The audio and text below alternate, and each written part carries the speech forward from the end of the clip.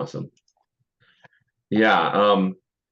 Mark Lefebvre told me you were like a techie, and immediately I go, "Oh, that makes sense, kind of in hindsight, because you love reading, or you're always talking about books, and you're um, into the audio and the video." But I just never made that connection until Mark said it, so that's why I started asking about the audio a little bit. Yeah, I bought my first computer right after seminary, and I was overseas, and I'm also cheap. And then my first computer, I was able to sort of get into the country. Otherwise, a place like the Dominican Republic really nailed you on import duty. They wanted to charge like 100% duty on a computer. And then Oh I boy. realized that you could bring in parts without any duty. And so then I would just bring in parts into the country and put my own computers together. And so I've often played with this stuff. So Yeah, that's another sign of like technical insight, right? You're seeing the system and the loopholes and figuring out yeah. the so yeah, that's awesome. And that's interesting to talk about the history of how computers have been changing the world. If you've been someone that's been with it, I always took, I had a great computer professor my second year of college, and I just started taking his classes as kind of like a breath of fresh air in my otherwise very like economic and business heavy schedule. And he was great because he was like really into everything from like modern Arduinos to like DOS hacking and the whole range of the history of things. Um, I took so when I was at college, I didn't know what I wanted to do. And so I took a lot of math, I took engineering, I took I took a number of computer. Back then it was basic, Fortran, some of those early computer languages, and they had a mainframe on campus and you had to get time.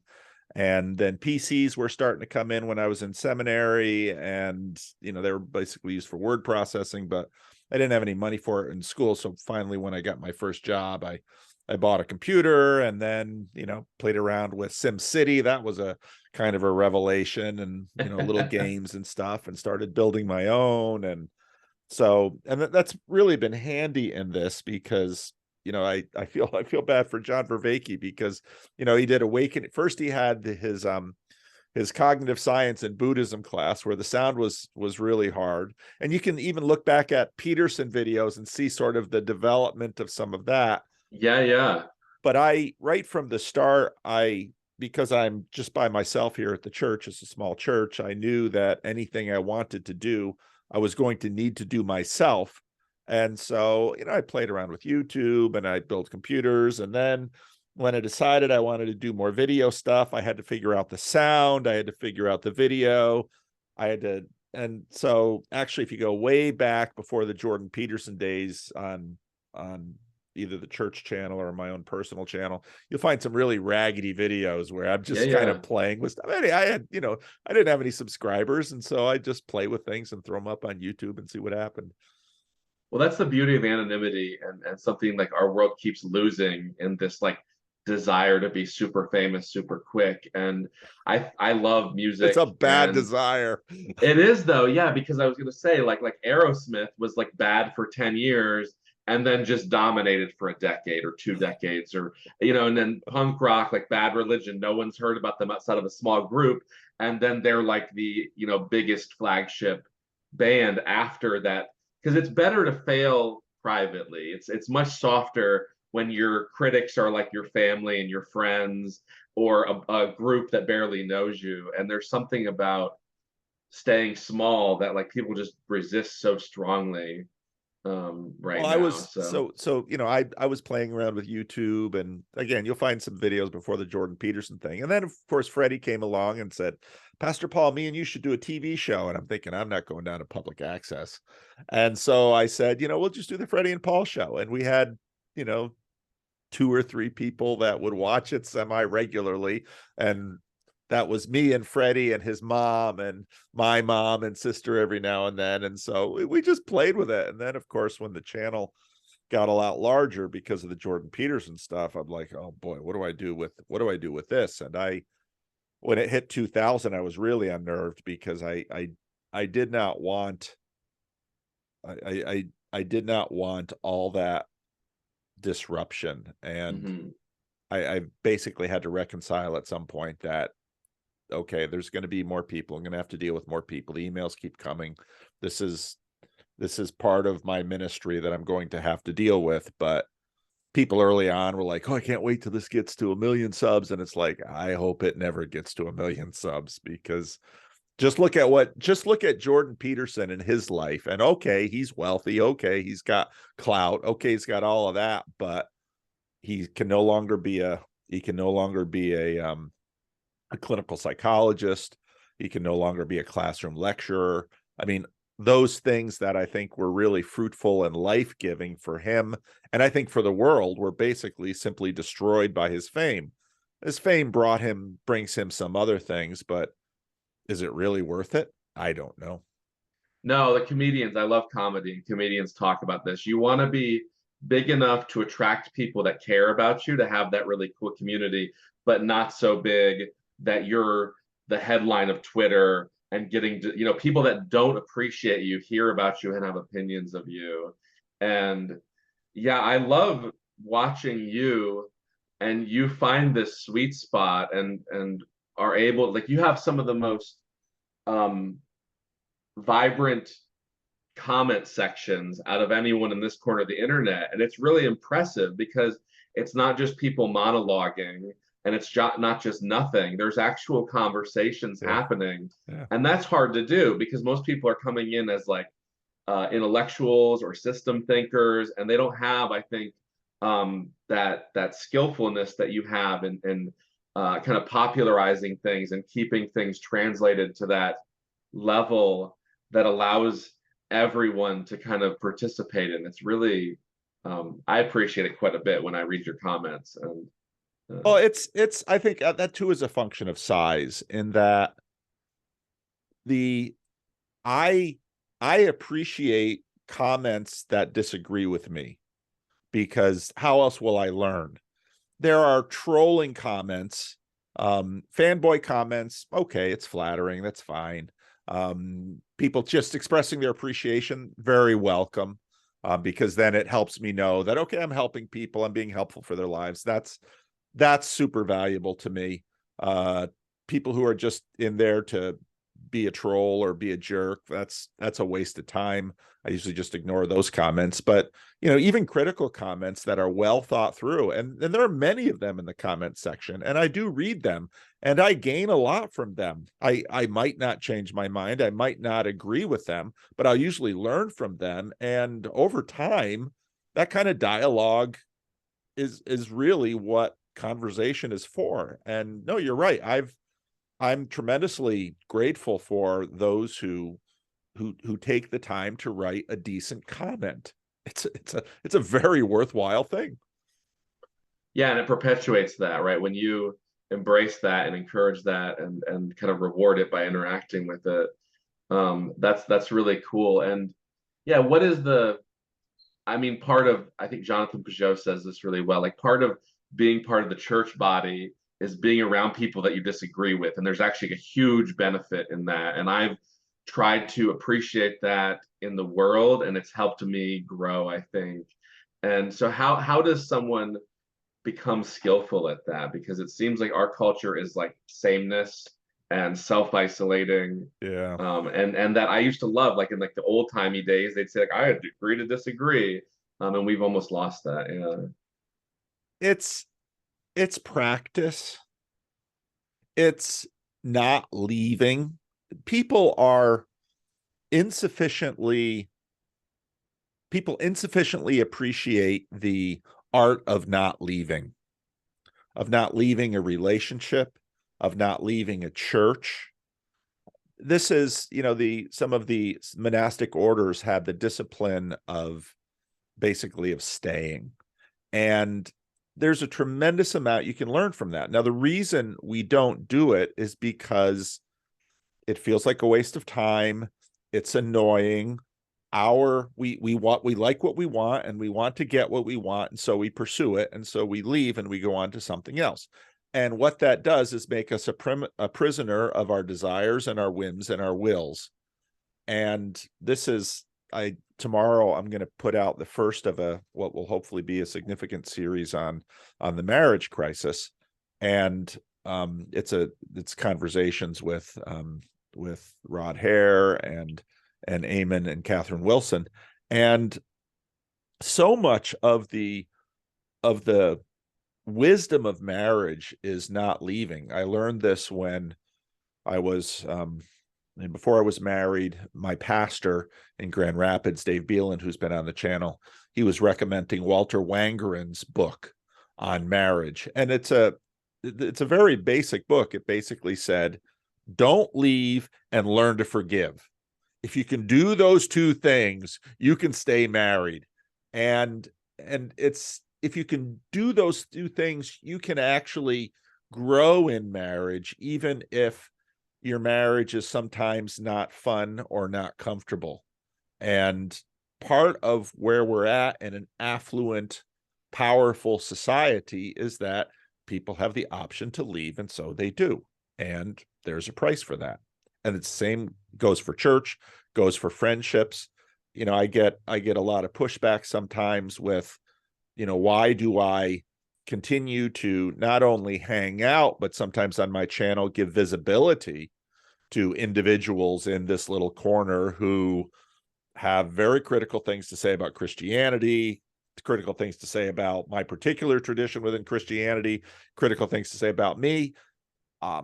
If I leave the relationship, I continue to feed my ego, continue to feed my convenience, my expediency. And if I stay and listen to stuff that's not fun to listen to or uncomfortable, or even stuff that I disagree with and think is wrong, I learn to stay. And that's really important. Yeah, it reminded me of my mother, who, when she got married, thought she'd immediately know how to cook. And she thought it would be this easy, awesome thing. It's like, oh no, I did the hard part. That was the marriage. And now all the rest of it will be automatic. And then maturing and learning to put in the hard work. Her husband, my father, became blind from type 1 diabetes, and going like, I have to stick with this. I could leave at any moment. And just that kind of attitude, I savor it. And it's really different than, like you said, oh, this isn't placating to my desires, time for a divorce or time to check out. And it is hard to care about someone that upsets you deeply or that puts you in a really uncomfortable position. And yeah, so that's excellent. And is there anything else you want to add to that, or Well, I just part say of that the whole skill is, yeah. no, but part of, as a culture, we have, I think in past generations, we have valued and publicly supported the value of staying. And what we've lost in the value of me first, which is what we've done as a culture, we have lost a lot. People have lost the capacity to love, because I think you said it very well, and your mother learned it very quickly. Oh, I'm married. Well, okay. Well, now what you learn in marriage is how to love. And how to love is not a fun thing to learn. Children teach you this. Pets teach you this. Communities teach you this. Churches teach you this. Many of the things that many of the most worthwhile things we can learn are things we don't want to learn.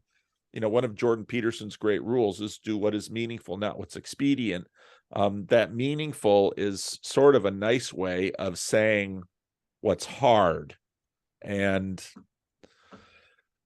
you don't, and one of the things that I learned too, as pastoring a church with a lot of older people, is your life gets harder as you go. Your body starts giving you more and more trouble. When you're young, you can do anything, you can eat anything. If you're lucky, you can, you might not gain a lot of weight. As you get older, now suddenly, I have to watch what I eat. I have to intentionally exercise. I have to regularly go to the doctor. I have to do all of these things, which are really an inconvenience, and I don't want to be bothered.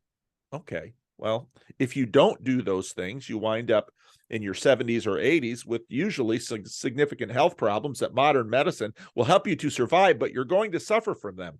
And so the truth is, growing old is it can be deeply meaningful, and there are many things that come with age, but it is also a journey in loss and a journey in the old Christian practice of mortification, which is dying to yourself. And again, if you work life in that way, you can grow in wisdom. But again, our culture values generally such trivial things that something like wisdom isn't valued, it isn't passed on, then people suffer from it. Yeah, that's so important. I live in Florida, the land of the elderly, and I like it because it reminds me of my future, and I don't try to dwell too much in like, oh, I'm 70 already, but it's really good because you see, like you said, when you're young, I remember my first job, I worked at a fast food place, and I had access to these little cups, and I could drink as much milkshakes and sodas in these little cups as I wanted, and I would just drink them all day. And I go get all my calories from like high C orange and Coca-Cola and strawberry milkshake.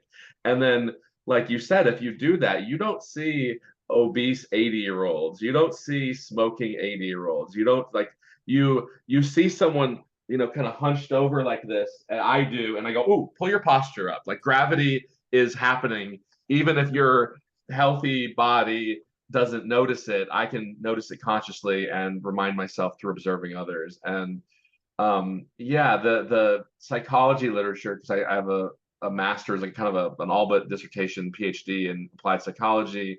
And the literature is like there's a difference between well-being and meaningfulness. And John and Jordan both make that point that what feels good, having your body not hurt, like those are well-being things, and having a stable income.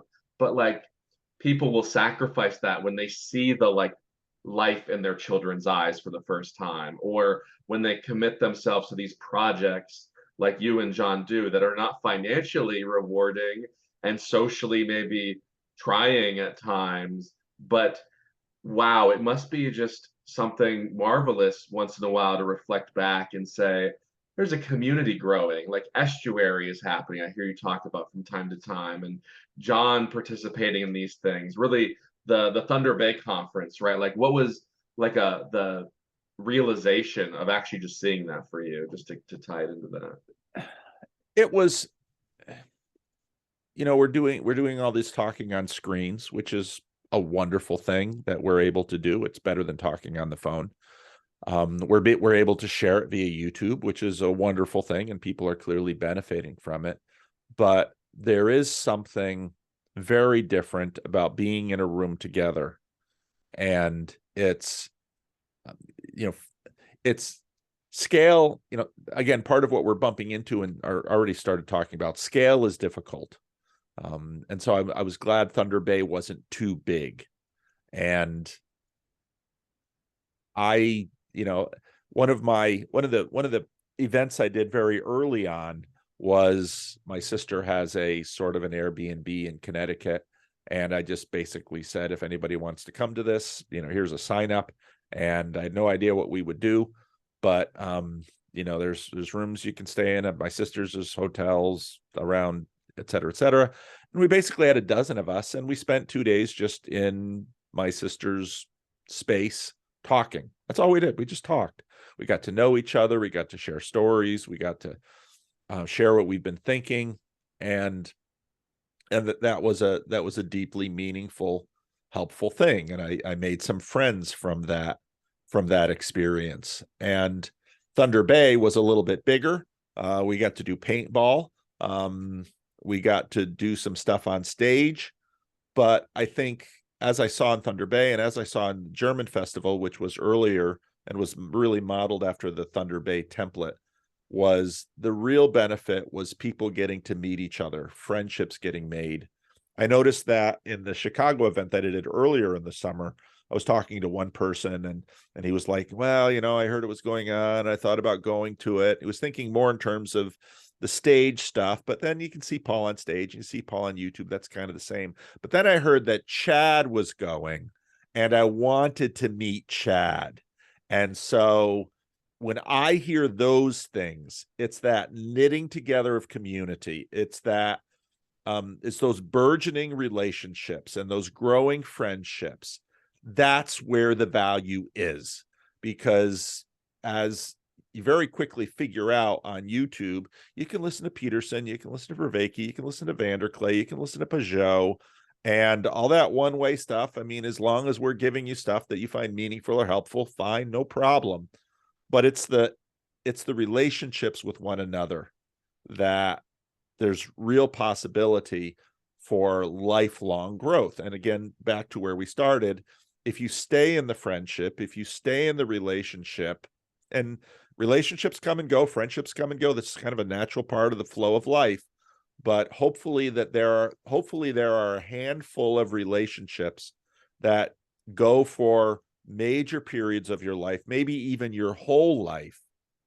My wife and I were watching the next season of The Crown came on, and we were watching the episode where, because the Queen asked her younger sister to not pick up a relationship with a divorced man for the sake of the crown, and that was 40 years ago, and her sister continued to sort of hold that against her, and so they were doing a lot of processing of that. But at the end of the episode, the Queen and her sister were on the phone, and they were talking, and they were sharing the fact that yes, there's major things between them, but they are still sisters, and they still love each other, and their sisterhood is also a friendship that transcends the things between them and the sins between them and the betrayals between them even. And that kind of thing is so valuable. It's such a gift that when it's lost, a big part of life is lost. So the Thunder Bay event, the German event, the Chicago events, these kinds of events, yeah, they're fun to hear Vervaeke and Vanderklay maybe take a selfie and maybe get some questions answered. But the real key is, who are you meeting there? What friendships are you starting or strengthening? And how are you working on your fabric of relationships and strengthening that? Because those are the things that really count. Yeah, I'm lucky that I did a lot of nerdy like Dungeons and Dragon, Magic the Gathering stuff, and my mom was gracious enough to let me go to these conventions 800 miles away, 300 miles away, and the bonding, the human bonding that happens when you participate in these things, and the strangers you meet, and you go, oh, we're like each other. Oh, let's exchange phone numbers, or oh my gosh, there's someone else in my city. I didn't know there'd be two people from Chicago here. And now when I go back and you go back, we can start hanging out. And yeah, the information part of the internet is awesome, and it's great to be able to consume or connect with is probably a much healthier word than consume. Ideas like John's or Jordan Peterson's or whoever's, compared to like the top 3 channels or the top 50 channels that we used to kind of have to do. Um, and the embodiment of being there. I told my friend who I had met for the first time there, she lived in Amsterdam, and so she flew there, and we got to meet. We've been only hanging on Zoom, and I told her, I'm like, my whole body is vibrating from all of just the first person physical joy that happened there, and it's so undervalued. Even just hugging and sitting near people during the church service, I loved hearing people singing while I was singing. There was something very different than singing in my car to a pop star who's clearly a better singer. But that group thing That's right. in body is really strong. And those, yeah, I think I remember more of my lunches and small talk in the hallway than I do like those killer insights and wow moments from you and the other speakers. So I'm glad you brought that up. And bringing it back into the body is, I hope, one of the next steps in this whole corner of the internet, because it's great to have Zoom friends, and I love people in like over a dozen countries now that I spend a lot of time with online, but it's different to just sit across from someone and be eye to eye, or sit next to someone. And yeah, I resonate a lot with what you said. That was very salient and important for me as well. Well, it's part of why I do talk about estuary, and I do encourage people. Now I think partly because of the way promotion happens in our culture, when I talk about estuary, people assume that I am trying to do something like sell a product, like sell a product with the pretense of eternity or divinity, such as, when we call the iPhone the God phone. I mean, the iPhone is supposed to change your life. The iPhone is supposed to make everything magical.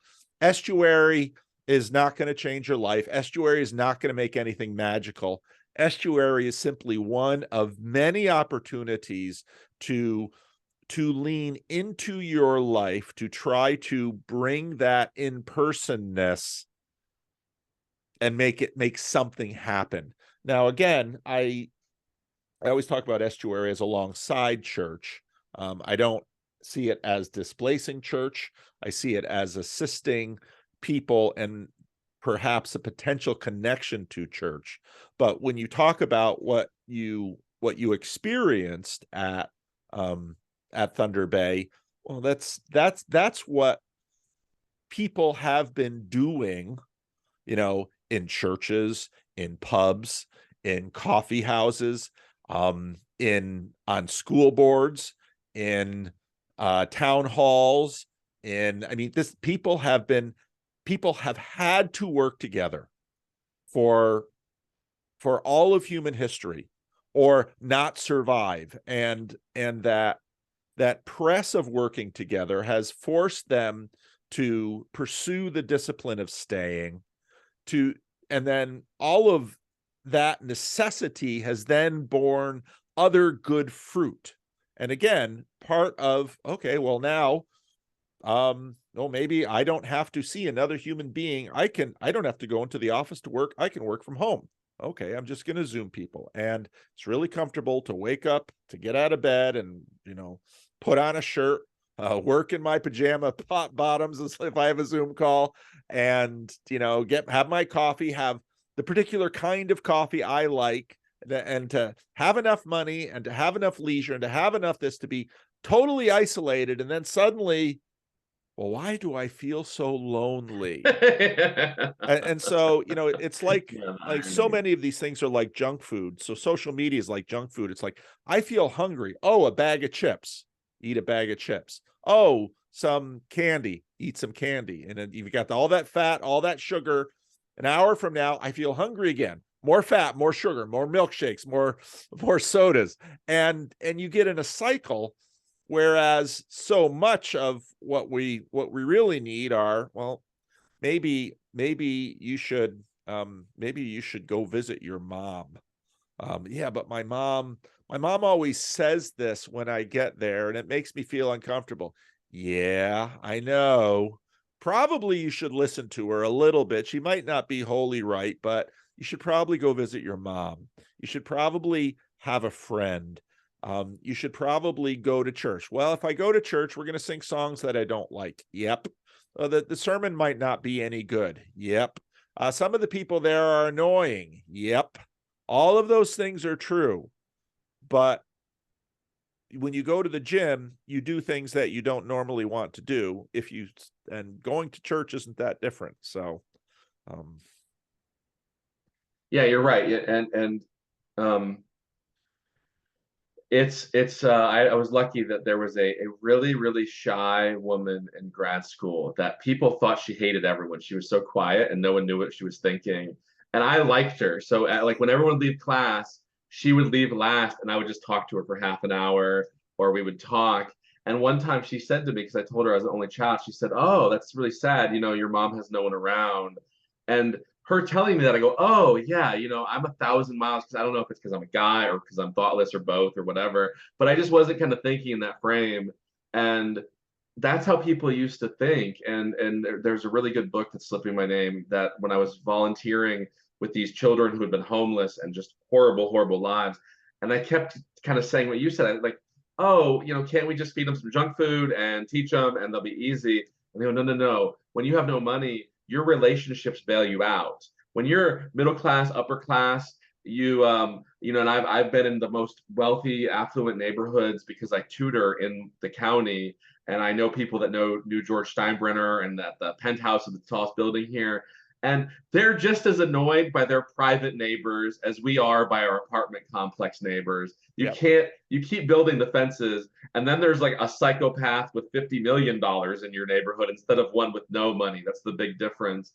And Which is a lot more dangerous of a oh psychopath.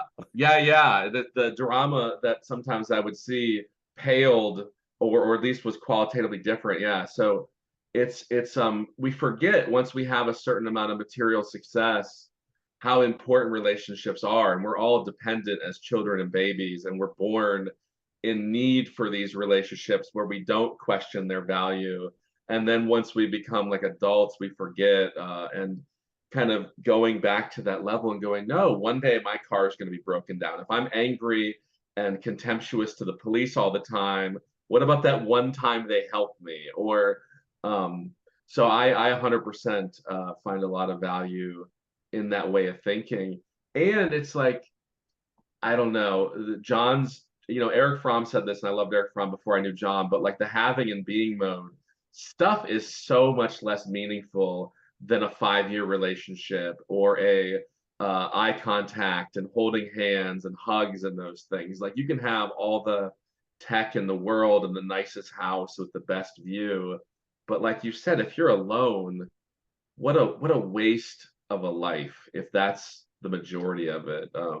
So I really appreciate how you're saying what you're saying, and yeah, just being confronted with strangers does that so well, because once you can look past that and go, okay, what is our common ground here, or how can I value you beyond like these annoying things, and you're actually becoming more agapic, um, and also like, I don't know what the, yeah, you just like, you're reciprocated when you're a more benevolent person, that you don't even realize in the what other people are seeing in you when you start to make that kind of turn.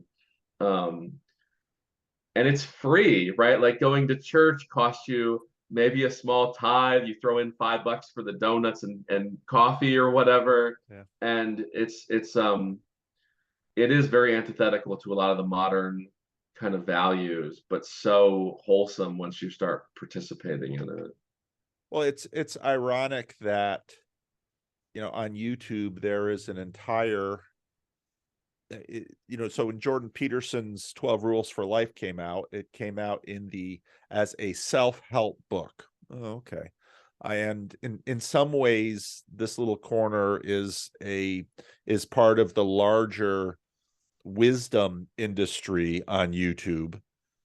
There are many far larger than this little corner. There are many other video channels that are, trying to talk about wisdom and self-improvement and all of this. And a lot of that content is about, it's ironically laced with narcissism, because the motivation for self-improvement is a consumer motivation.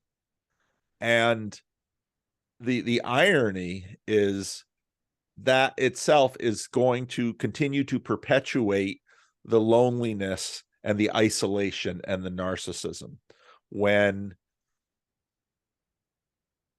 the kinds of people that we love, again, ironically, are the people that can listen to us, the people that will listen to our crappy little stories, the people that will hear us vent, the people that will pay attention and care when we're suffering from maybe the consequences of our own self-indulgence or incompetence.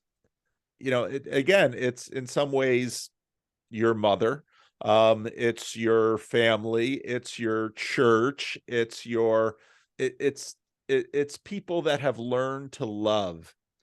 And the irony is that if you've learned to love, you will never be without people, because the world is hungry for people with the knowledge and capacity to love, and they have no interest in people who are narcissistic, self-involved, and basically an empty hole that is continuing to just simply suck in. The difficulty, of course, is loving is costly. And if you are going to love, it is going to cost you, and you're going to need a source that you can spend from that is beyond yourself. And again, that is what religion is about. As a Christian, I look to Jesus to give me strength to love people even when I am empty and sick of trying. And you have that in the most common relationships of your life. And we look at it as a defect, but it is actually built into us that we can perhaps step away from the whirlpool that is hell. Because that's what hell is. Is what is hell now? Well, that is what hell is. C.S. Lewis, in his the book, emptiness of the narcissist, or it's the self-sucking of the narcissist. The narcissist continues, says, feed me. And C.S. Lewis wrote the book, The Great Divorce. And the book begins in a gray city where you can have everything that you want. And what you very soon realize is the city is full of magnificent homes that are empty because, as you said about the nice neighborhood, people keep making bigger and better homes further and further away from each other, because the one thing they can't actually have is community. Because the one thing community requires is sacrificial generosity. And if all I am is a giant sucking sound of people who are here to feed me and indulge me and give to me, well, if you have a whole group of people like that, I watch that sometimes. I see people have the idea, oh, look at all these lonely people. If we put all these lonely people together, then they won't be lonely. And it's like, no, you have no idea. You have a crowd of lonely people. Exactly. The antidote to two lonely people is not that they will see each other. It is that one of those persons needs at least a little bit of capacity to donate something in themselves to the other. And then for the other to reciprocate and to begin getting that going, where actually they are both giving to each other. And then you begin to get a dynamic. And so I've seen churches before that are filled with incredibly needy people, and nobody in that church has the capacity to give and feed others. And the churches just fail. They just implode, because you're going to need needy people, but you're also going to need people that can give to the needy people. And that gets tremendously complex, because sometimes you have sort of a codependency where you have people who need to be needed, but that isn't quite right either, because then you just have this little cycle of codependency that goes down. And that doesn't work either. And so, in other words, there needs to be a fount of never-ending generosity. I love this. And that is basically God, that gives and does not need to receive. That is so brimming with being and life that it gives to others. And so then the path to godliness is becoming like that fount of generosity to the rest of a needy world. But again, if done in the wrong way, it can become codependency, which again cycles down into that abyss of hell. But if it in fact, I mean, C.S. Lewis writes about this in the Screw Tape Letters, and where the demons, Screw Tape, Wormwood, Screw Tape is writing to Wormwood and says, we, the demons, are hungry and wish to devour. He, the other side, is giving and wishes to give his agency and generosity so that they also might give. And now, if we are going to learn that, we do need people that need to receive, as we all do. Yeah. But we also need to pick up our cross, Yeah. take that up, and to give to the point of emptiness, so that, and then to see him filling us again, so that we can get this dynamic going. And that is reciprocal broadening. Yeah, because you have to make sure you're taking care of yourself and get rid of all these hang-ups first. That was, to me, I heard, I don't know how much if you ever listened to Jordan Hall, but on some podcast like 4.5 years ago, I love cognitive science and learning, and he talks about awesome ideas. And he said, like, well, step one to participate in these kind of communities is you got to get yourself up to that level first. And I think I took that seriously, and I do. I was thinking a lot about circling, and you learn skills of not only how to listen but how to care and have boundaries. But then once you can do that, then like you said, you can actually make space for others. And we think of ourselves, I have one body, so I'm one thing, but like so much of us is our relationships. And when someone dies, a part of us dies. And getting that capacity for me to be healthy enough to not collapse into your pain or to just be bleeding out this narcissistic pain is transformative. And then once you can start to be in community, that's this like whole other love, this agapic, phileic, eros, all the loves of the Greek language show up, and you go, oh, the universe is really good. Why was I so full of contempt and loneliness when actually I keep reflecting and life is like 90% good? Of course, there's always gonna be problems, and cars will break down and economies will inflate and wars will happen. But when your self and your smaller world are mostly or almost completely loving, it's like it's amazing. It's like heaven on earth, I mean, in a sense. And it's like you said, I love Tom Cheetham. I don't know if you know him at all. He was mentioned in John's series. They've done an interview. He studied Henry Corbin. He's a Henry Corbin scholar who has like 5 books on him. And he says, you have to get yourself ready for God. That's like a Corbin he's quoting. And I was like, that's so right. Because if I put in my practice, if I focus effortfully on relationships, then like my whole world changes. If I think, why isn't the world just loving me all the time? Then I might get that love, right? Like it's really tricky because there's a lot of randomness in life and our thoughts aren't always on the truth. But there'll be like some confusion from time to time when I go like, wait, I thought love was just going to come to me naturally, and it's not. Whereas like what you're saying, if you really make this like a long term, it depends who you are, but like a 2 to 5 year plan to become a person who lives in a meaningful life and start to do those things and learn these skills. And I loved Jonathan Peugeot's kind of Neoplatonic when he said like when the small pieces are being loved by the big piece and they're sending love up to the big piece, there's this kind of Platonic ideal happening. And you could put it in the Christian framework or the Greco philosophical framework, or there's a million instances of this pattern. But it's like it's a really smart pattern, because I mean that's like at the smallest level the family does that, right? Like if the family is loving the kids and the kids are being obedient and generative within the family structure, you look and you go, oh, this is kind of awesome, I'm really happy to be part of this. And if you go, why isn't this person like this, and why aren't they doing that, and you just have this kind of different orientation, then no kidding, it's a horrible family to participate in. So yeah, I think that's excellent to hear. Yeah, I love.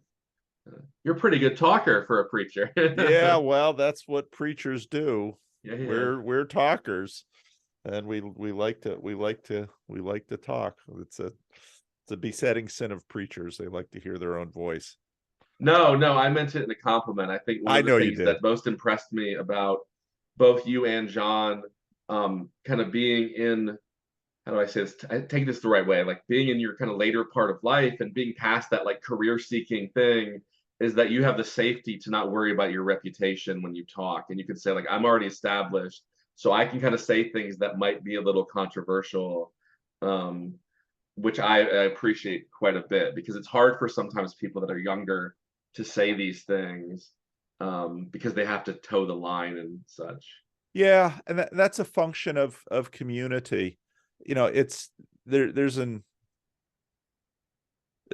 so, something ironic has developed in our society where I think 50 years ago people thought that restrictive churches were more restrictive than the rest of society. And I think what we're discovering now is that there's a great deal of freedom in churches that there isn't in the rest of society. And it is true that both John and I are at a point in our career where, um, I for a variety of reasons, I knew that, well, there was almost all careers have a sort of a ladder, and in the preacher world, at least in a denominational world, the original ladder was sort of becoming a denominational bureaucrat, which was never terribly appealing to me, because the irony there is that you spend all these years preaching and teaching and doing discipleship, and then you wind up doing administration, which is the least favorite part of my job. I really have to discipline myself to do the little bits of administration I need to do. Um, the the other path that has sort of opened up in the evangelical world is to try to grow your church to be a mega church pastor and be a superstar and be on TV or radio or Christianity Today or yada yada yada. That wasn't going to happen. The denominational bureaucrat thing wasn't going to happen. There was no real ladder to climb for me in the denomination, and so that leads to that's led to, well, I can get on the internet and actually tell people what I really think. And there are, I have to mind my P's and Q's in certain areas because I am in a confessional denomination. Yet at the same time, um I there are churches sometimes that, because the churches are looking for pastors, and in COVID, I think a lot of pastors dropped out of the ministry because it was hard. And so I'll get these letters from churches sometime, and I just got one last week, and it's a perfectly lovely church in a different area of the country, and wanted to know if I would be interested in participating in their pastoral search process and yada yada yada. And I usually, because they don't know who I am, they don't know I have a YouTube channel, they don't know any of the things I do. And so then I'll basically say, I really don't think this is going to happen, but I don't like giving you a hard no. So here's the link to my YouTube channel. I spent a considerable amount of time doing this. I don't intend to give this up. Just take a look at it, and let me know if you can imagine you would actually want your senior pastor spending this much time involved in something like this. And invariably I get the letter back, well, thank you for, thank you for returning our correspondence, but God bless you on your ministry, which is basically this is not what we want our pastor doing. So in that sense, you're exactly right that John and I are both at a point in our careers where we're a certain number of years from retirement.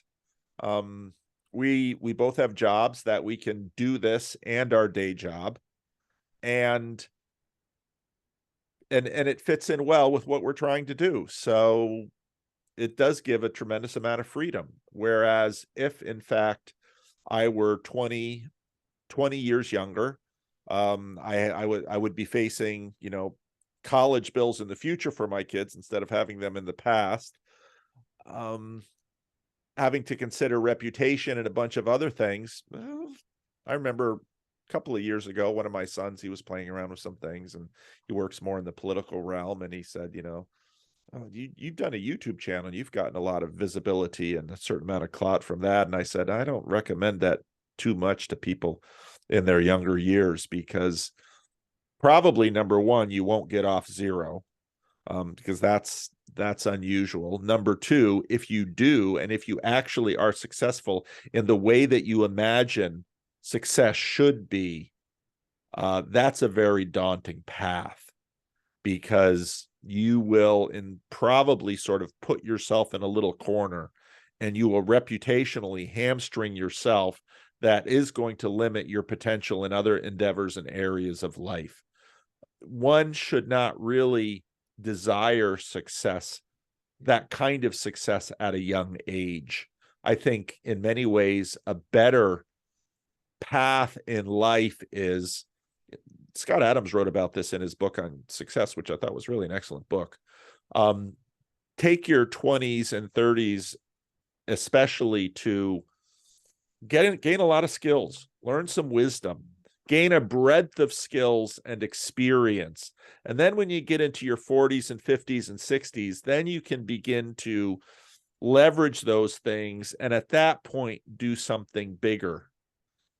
Again, I think our society is a little upside down in that we, in this screen world, we tend to prioritize the young and the beautiful, like a soap opera. And like the French before the French Revolution, and certain tipping points in Roman culture, obsessed with youth, is a weird place culturally, generally, to be. And yeah, we see this in South Korea. Young people get more like plastic surgery than ever in history. Both men and women are buying more makeup at like alarming rates. And yeah, the part of like the meaning crisis. I work on this project that John talks about sometimes, with this wisdom stuff, and they talk about elderhood. And again, in Florida, oh, I mean, I've talked to neighbors, and they'll share insights about World War II and the Korean War. And one neighbor told me recently, like, I was like, oh, I'm gonna get a Tesla. It's gonna be super sweet, and I love driving, and it's gonna drive itself. He's like, I don't think they've worked that out. I'd be a little skeptical. And I got a more affordable, reasonable car. It totally got me to Thunder Bay with what it did.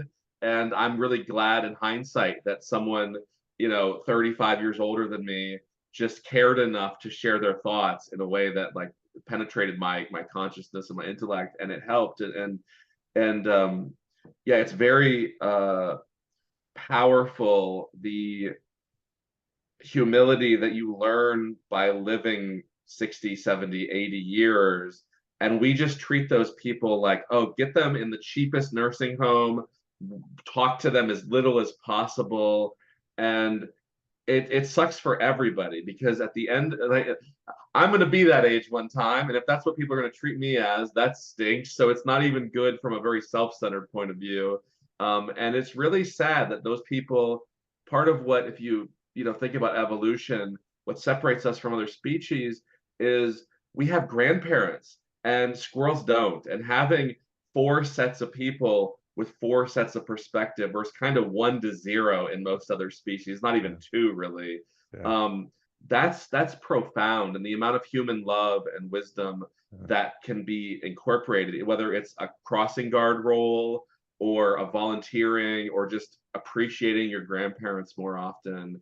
And again, church brings that all in, right? Because it's all ages, not just like the self-selecting that happens in the market or wherever else you are in society. So yeah, I think there's a lot of really cool things in what you said there. Ideally, church does that. Part of what's happened in churches is that consumerism has impacted the church.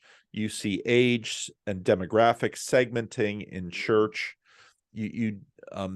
Part of what's done this is our economy, where I live on the other side of the continent from my mother and my sister. That it's difficult because I've got my kids here now, and I've got my mother and my sister and some of the family over there. Ideally, we would all be in the same place. Ideally, there would be a church at the center of the village. In many ways, we're sort of built for that life, and that life was that life was an amazing life on many respects. but also challenging. I remember when my mother moved back to the town that she was born and raised in, from having lived in Patterson, the big city where she and my father did most of their ministry. One thing she said to me, she said, I was a little unprepared for just how small the town was and what that would mean. So she continued to appreciate the cosmopolitan New York, New Jersey metroplex and all of what that offered her for years. Yeah, But at the yeah. same time, now, appreciating she's got nieces and nephews around, and until the death of, her sisters, she had sisters and brothers-in-law around, and she lived in that village, and she continues to attend the church that she was baptized in as a baby. Wow. And for many of us living at a certain socioeconomic level in the country, we just look at that and it's like, ooh, that's, my job very quickly made me move all around Yeah, and yeah. Well, that's operate right. at this College different does level. that. People leave to go to good colleges, and then business does that. They leave to bigger cities, and it's just bifurcated and split the Yeah, whole thing.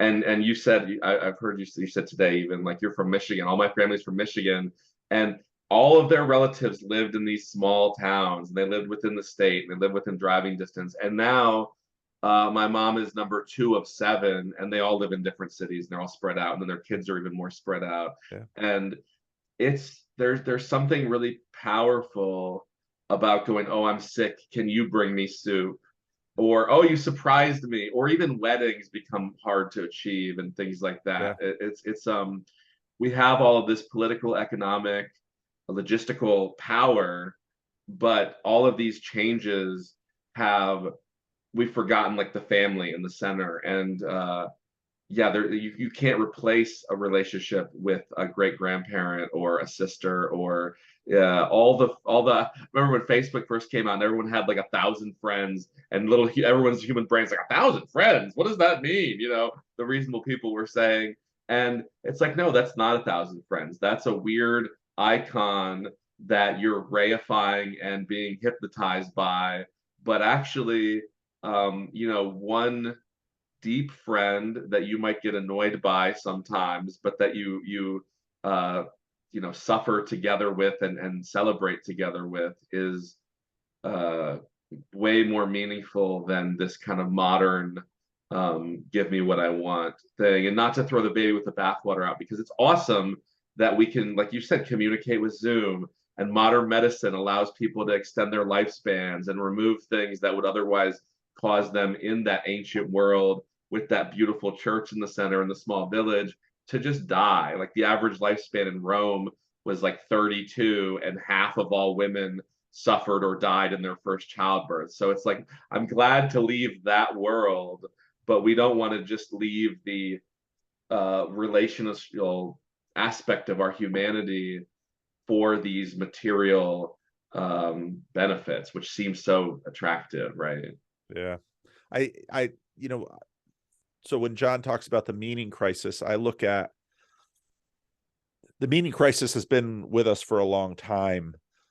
Two people who wrestled with it were Tolkien and Lewis, and two of part of what Tolkien and Lewis came down to was friendship.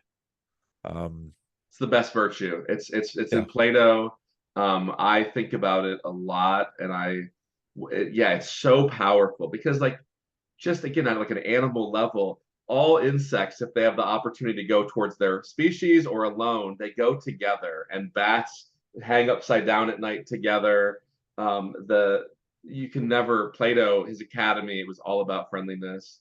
Um, yeah, it's everywhere. Friendship is like almost a meta virtue to me, that if you pour yourself into it in a smart way, you can't just throw yourself into relationships where people don't care back, or where you don't have common ground and think. But if you do it smartly, it is like just a life-changing thing that in this world is so transformative. Yeah.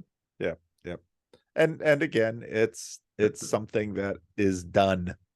It's part of the weakness of what we've been doing for the last few years.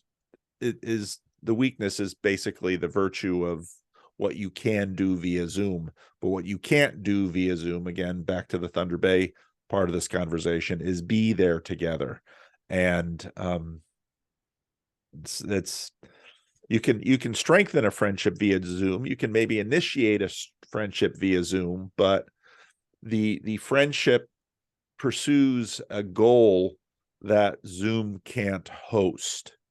And so we can talk about friendship, but there's we're pointing to it and not embodying it often, and that's the challenge. Yeah. I mean, the meeting people in person is powerful, and not trivializing that. Like, I have a buddy that we just go out and get a pizza every couple of weeks, and it's like one of the most important things in my life. And you can't fake that. And we don't talk about building businesses or these great ideas or anything like that. And it's really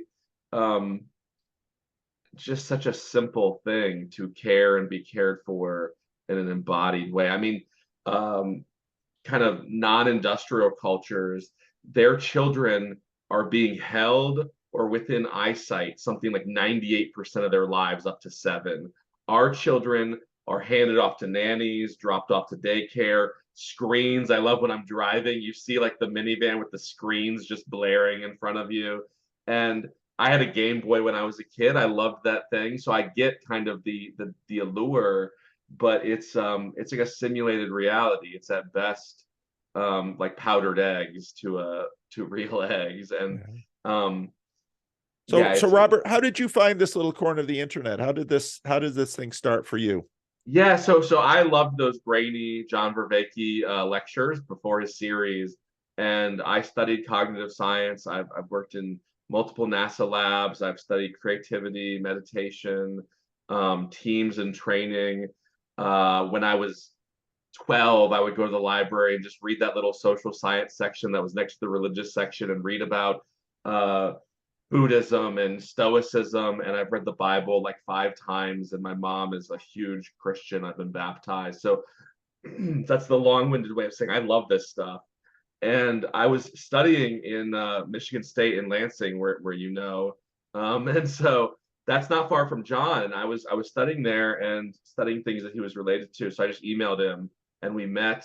And he's the nicest person in person. He really is. And yeah, and he just has showered me with his love and kindness, and we have so much in common that we've been talking since I met him. When did you meet him? Did you meet him before a lot of the YouTube stuff took off? Right, before even I think the first episode of the Meaning Crisis. So he had those lectures online. He had that talk with Jordan Peterson at the cast. And so I just was like, oh, this I would cite his ideas in my class papers. This is a top ranked program, and I'd say combinatorial explosion and different things. And the teachers would always respond like, oh, more of this. Why didn't you write more about that? And so yes, that's how I got to know him. And it's like if there's 10 places you go to hunt, and then you find one place that's as abundant as all 10. John's just an amazing thinker, and he's so humble, and he's into like, I always avoided philosophy because it wasn't practical, and I studied economics. I avoided positive psychology and studied applied psychology because it wasn't practical. But maybe philosopher is going to be the last job necessary in the economy, because it's like we need wisdom, we need care. And so so I love John. I mean, I did his meditation series when he did it on COVID, like 95% of the days, that's where I met Mark, and people like that. And I've done all the circling workshops and participate with a lot of people that he's had on his YouTube channel. So it started as kind of a cognitive intellectual affiliation, and then has just grown to a much more human embodied level. And then you made the effort to get all the way up to Thunder Bay for the conference.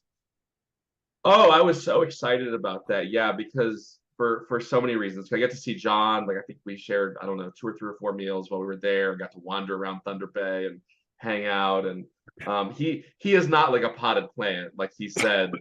He's actually just so interesting. I mean, he's like Doctor Strange or something like that. Much more apt. So I've gotten to know Christopher. That was the first time we met in person.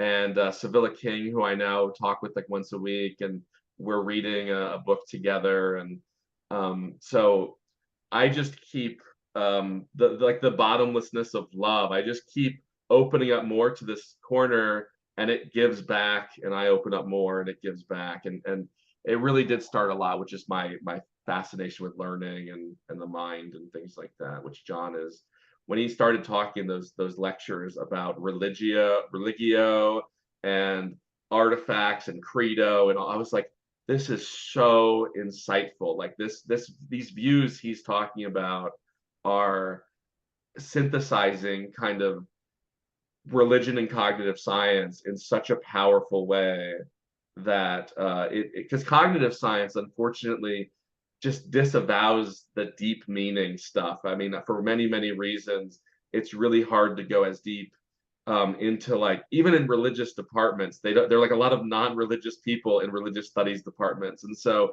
when someone like you and Jonathan and John are able to kind of be so articulate in such a multi-apt way, I'm just like, oh, this is awesome. Why go elsewhere, you know? So I was a little long-winded, but No, yeah. no, not at all. Well, I'm not going to point fingers at that. Fair enough.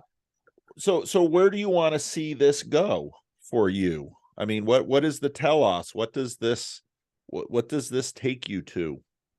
Yeah, I mean, it's just I keep opening up to it, and like I think I'm working on some wisdom projects with some of the people in John's community, and trying to, like you and like he, I have a job that I've set up very purposefully to have a lot of free time, and then I use that free time to participate in this community. My little YouTube channel is fun to do. Like I said, I do these since John's meditation practice. I've done meditative contemplative activities every day since then. You know, participating in that conference. I just want to keep growing that part of my life and finding ways to educate myself and then now give back. I'll be John's new series is coming back or coming out in a couple of weeks. He said December 2nd, and I get to participate with the Stoa and lead some discussions about it. And I'm just like, awesome. Like, I don't care if it never makes me a dime. It's some of the most meaningful events for me to do, and just the relationships are out of the world. The amount of just amazing people that I've met is, you know, worth a king's ransom. It's an embarrassment of riches participating in these communities. So I just see myself being kind of open to not making a foolish overcommitment and giving up everything to go into the woods, so to speak, but trying to balance like my family life, my work life, and then this kind of fellowship life. And it's so rewarding. I mean, the people are some of the best people that I've ever met, and I've had some amazing friends. I value friendship kind of always. So just like, I was excited to talk to you. I remember, just to share with you, I kept going like, YouTube algorithm, why do you keep putting this Christian in my feed? Why is this old Christian showing up? And I would go like, no, scroll down, click on a John video, and you'd pop up again a week later. And then I'd start to listen, and I'd go like, oh no, this guy's really interesting. And then I'd see, you know, John talk to you, and I go, oh, a friend of my friend is a friend, and it just kind of opened. And you know, yeah, just the whole thing is great, and I'm just very open to continue to grow and try to give back and stuff. I'm lucky that now I'm in a position to start to use some of what I learned to share and stuff like that. So is John collaborating with Peter? You mentioned the Stoa, that's Peter Lindbergh's. Uh-huh. Is there going to be a more formal connection between that and the new series coming out? Or we're working it out right now. Yeah, I think so. Okay. I'll be talking to John Friday about something different, but I'm sure I'll bring it up. And yeah, it's hopefully going to be like this. Again, this is all still up in the air, but like the Stoa, which has its own community, right? And then like John and his Patreons, and we're going to hopefully have like a launch event, and then it'll be like a weekly thing that we're still nailing the details down, where people can come, because John's new series, I guess, is going to have practices and kind of like questions for discussion built into the episodes. Yeah. So we're going to try and take that and then just have it be a place where we can apply the psychology, like, and apply the science and participate in it beyond the propositional awesomeness that John's frameworks give. But yeah, that's kind of the Okay. Because the Stoa, I mean, it's funny because the Stoa is sort of this corner adjacent. Peter has been, I mean, Peter, knows what I do. I know what he does. I've been on the Stoa once. I was going to be on again. And unfortunately, I'm dyslexic. And sometimes unless I really nail down the time difference, I'll sometimes flip it the yeah. other way. Uh-huh. And so I was going to be on an episode with John and Jordan Hall, and I've never done anything with Jordan Hall, and it would Oh, be kind cool. of Yeah. interesting to talk to Jordan sometime. Yeah, definitely. But I messed up the time. I messed up the time difference. And but no, Peter's done a lot of interesting stuff with the Stoa. I haven't watched a lot of it. Sam Adams in the in my little community here mentioned, and I think quite rightly, that we're really missing Rebel Wisdom. Rebel Wisdom filled kind of a network hole Yeah, they in. were amazing. They were such a gateway to this community and a big umbrella for it. Yeah, Um, I agree because I was kind of sad for that fact because uh, John appeals to a certain type of people. Jonathan Peugeot appeals to a certain type of yep, people. But yep, David, I think you were on that project that yeah, your name was on that listserv at least. And yeah, he had a very um, cool connector role that I agree it will definitely be missed. And yeah, I would love to see more of you on the Stoa too, because it's one of Peter's big insight was like there's these tribes everywhere. We need to go beyond the tribes and bringing people in. I was secretly really excited that a Christian was coming on my channel because it's really hard for me. I reach out to people and I go, "Oh, you have this really cool presence," or there's people that write good research in the religious world. I go, "Oh, will you come on my YouTube channel?" And then I think they see it's a more multicultural or multi-perspectival place yeah, and reject it. And John yeah, actually told me yesterday one of the things he loves about you. Let me quote him. Is that you? He says this. He says, "There's really only a couple people who I would say of who love wisely.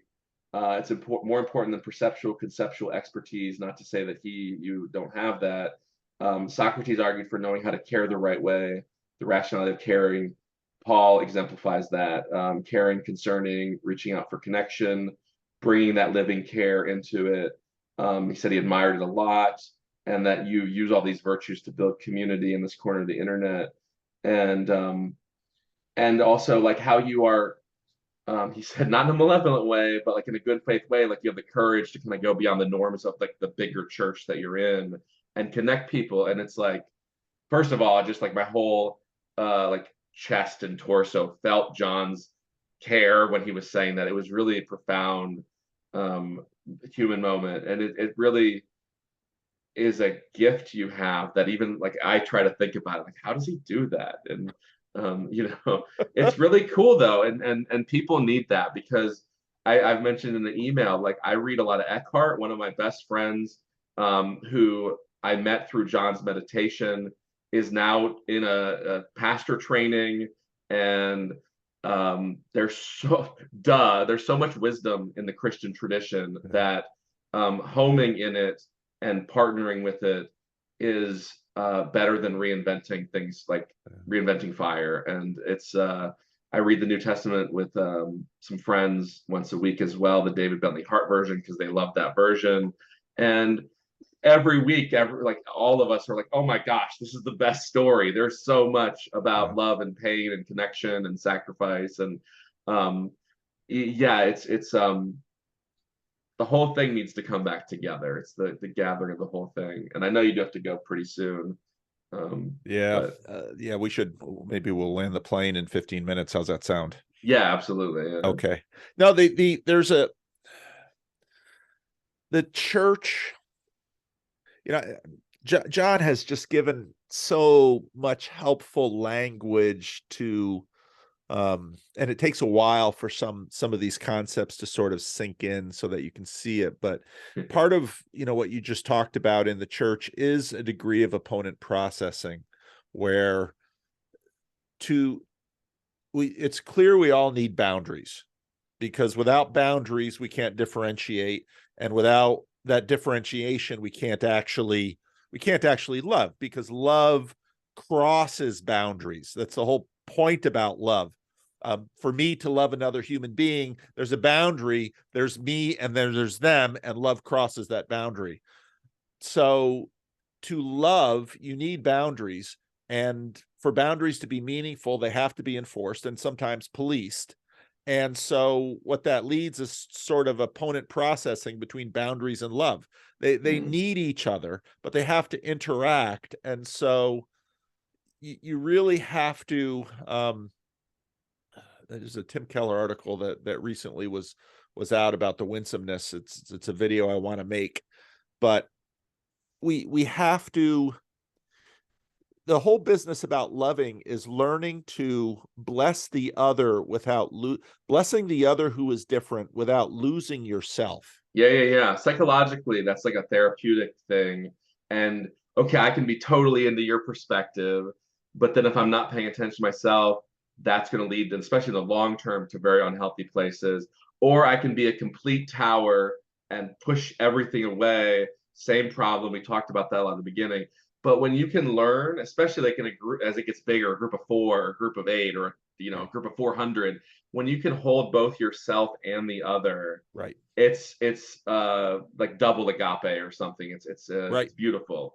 And I'm super open, so I can, and I love perspective, so I can get into people's perspective very easily. But it's like when I can do it in a way that holds integrity with me and with the other, or give people the integrity to say, I don't know what you mean, but I'm going to actually give you the integrity to be you. And then all of a sudden, there's this whole like trans-temporal, transpersonal reality that's unfolding. And yeah, in Platonic terms, like the many and the one, like the difference of the many and the unity is even probably the wrong word of the one, but that connectedness within the many. It's how do these patterns ever get figured out in the first place, and then how do we stick with them once we've kind of started to understand them? Well, and the irony is, I didn't know any of this language.